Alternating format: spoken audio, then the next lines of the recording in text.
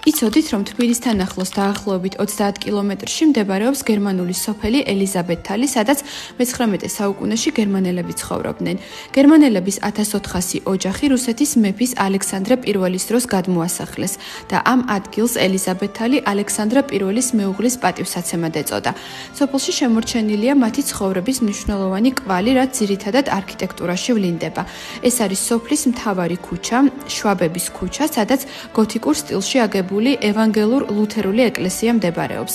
1930-იან წლებში ბოლშევიკებმა მაღალი სამრეკლო მოანგრიეს, ხოლო 2019 წელს ის სახელმწიფო ხარჯებით აღადგინეს და პირვანდელი სახე დაუბრუნეს.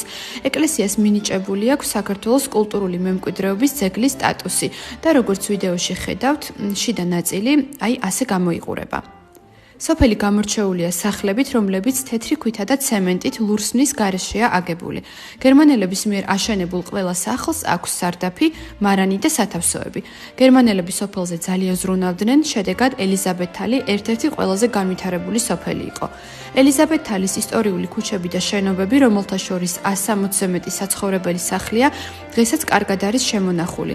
მაღალი მხატვრულ ისტორიული ღირებულებიდან გამომდინარე, ეს სახლები თამამად შეიძლება ჩაითვალოს გერმანულ-ქართული არქიტექტურული სინთეზის გამორჩეულ ნიმუშებად საქართველოში.